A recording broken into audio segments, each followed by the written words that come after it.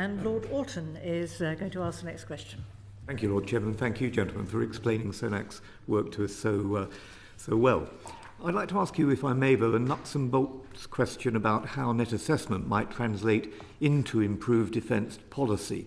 Can you share with the committee whether and how force posture will be adapted, including, of course, through the procurement of new capabilities, if the analysis that you've undertaken reveals an unfavourable balance? And do you accept that there's a risk that the analysis could be used as a cover for inadequate resourcing, for instance, perhaps an example of the cynical politics that you referred to in the answer to the last question, but this time in the context of UK politics, but with, for example, policymakers directing you to only assess contingencies compatible with pre-existing capabilities?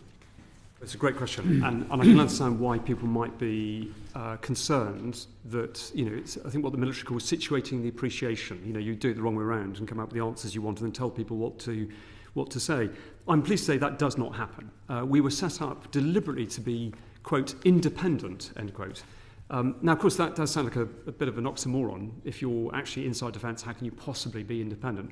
That's why I refer back to this question of having external diverse opinions brought in, expert opinions brought in from industry, from academic studies, from think tanks, to make sure that we remain true to our salt, that we are delivering something which is absolutely independent. The fact also is that we work directly for the Office of the Secretary of State. So we don't get interfered with by other units within defence. That's, I think, very important. For example, I write a weekly report which my team support for me. We collectively bring together areas which we want to bring to the Secretary of State's attention, which he may not be hearing elsewhere. Just as an independent sort of judgment. I think I'd reiterate the point about engaging early as well. So making sure that we're in at the very early stages of the formulation of a strategy, of a capability strategy, of a capability programme, to make sure that we are really pushing quite hard on the assumptions they're making, for example, and what they think they're doing.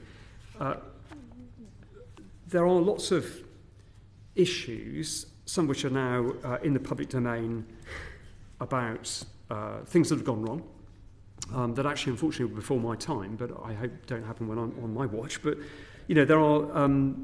there's been a comprehensive study of the British Army, for example, been done, that SONAC was heavily involved in, with a component part of SONAC, which is the DOC, the Directorate of Operational Capability. We did our own independent study. That unit also looked at it very hard. We came up with some pretty robust judgments about the state that we felt the Army was in.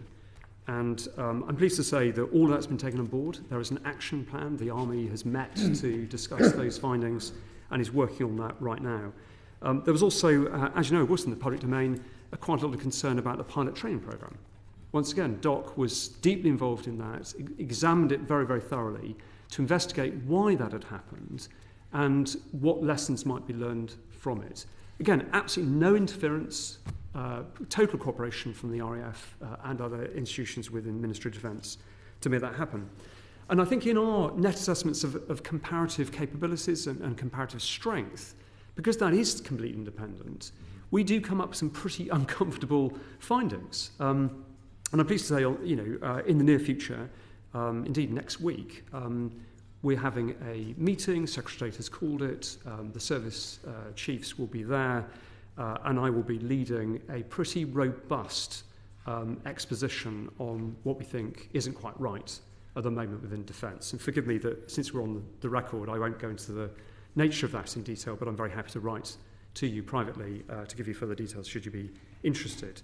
But on the positive side, let me just add this, that one of the things that we've just been discussing with capability strategy, or CAPSTRAT as we call it for short, or the FinMilCap, the Financial and Military Capability Team, is how we might make better use of, I think, what broadly might call modularisation.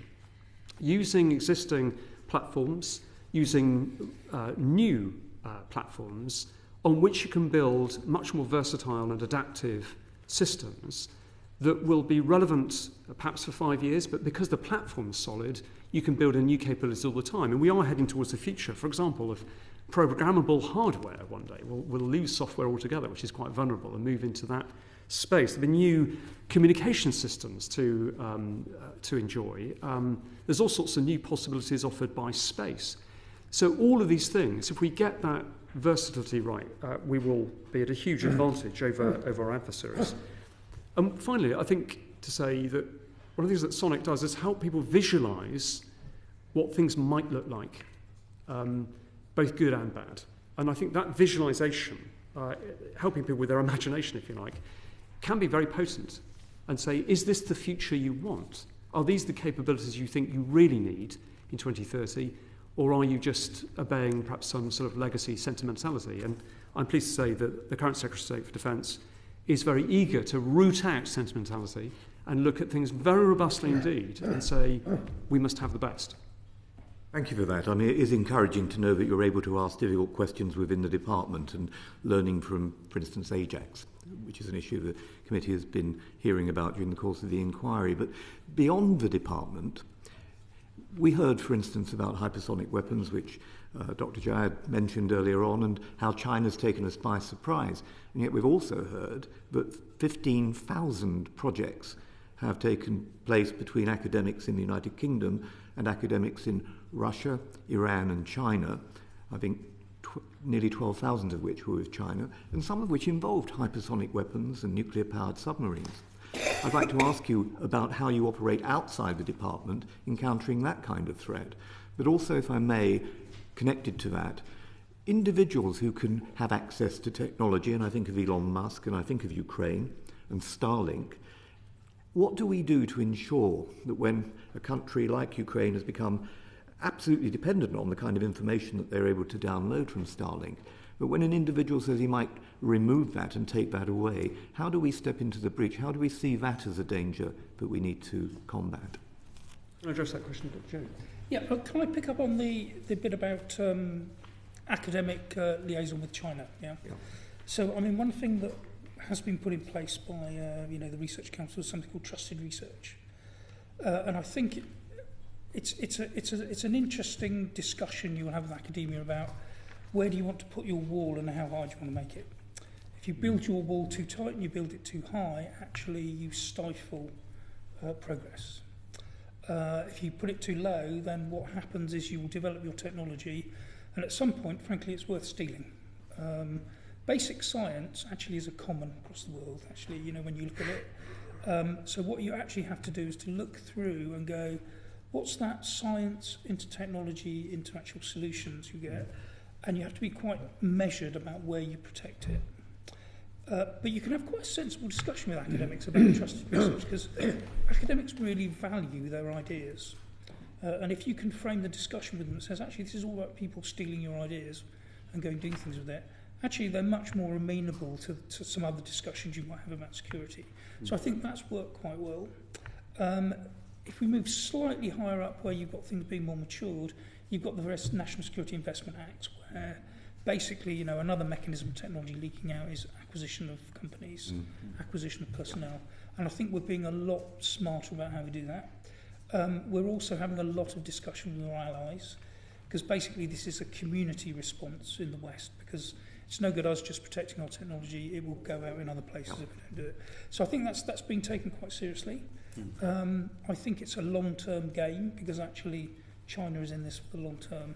So there's a number of things have been put in place that we are doing, and we'll just have to hope they work, because it's quite hard to close that loop, frankly. Starlink? That's a very interesting one. So, I mean, I don't want to go too much into the specifics, but, there's a variety of ways you can provide some of that information into Ukraine. We could do it from national technical means of, other countries. At the moment, it's being provided commercially. We've probably got more than one option of how we do that. The other thing I would say is, one of the opportunities we've got is actually in the space sector in the UK. Space has become quite democratic in terms of the UK can now access a load of space capabilities. We are about to do a launch. We are about to start putting our own satellites up, whereas previously that would have been too expensive for us. So in that particular area, I think there's other things we could do in the short term. Longer term, actually, we've got a number of different options in that sort of space, if you choose the pun. John? Can I so if I expand it out a little bit on tech industry generally, if I may? I think it's really clear that we need a different relationship with industry, and that was recognised in the Defence Security Industrial Strategy. So that made it really clear that industry is part of one of our key strategic enablers and key strategic asset. So we need a different relationship with them. I went to the launch event of Commercial X last week, and at that it was a mixed event. So MOD and industry representatives, lots from the sort of high-tech industry, they were desperate to do more. So they are as patriotic as anyone else and want to contribute. So there's part of it is unlocking that potential. Dr. Johnson's already mentioned the fact that many of the genuine game-changing innovations will come out of the private sector rather than the public sector, as used to be the case. So it's absolutely vital that we are able to harness that. And crucially, having a relationship which allows us to sort of have that continuous adaptation that goes through. So it's not a situation where you can buy a capability, use it for 5 years and then come back later. These things need to be constantly adapted. So for me, the key bit about this is a different relationship with industry, which locks us together much more closely and allows a genuine partnership approach rather than what we've had in the past, which is, from a personal perspective, look quite adversarial. Thank you. Thank you. And next question is from Lord Boateng.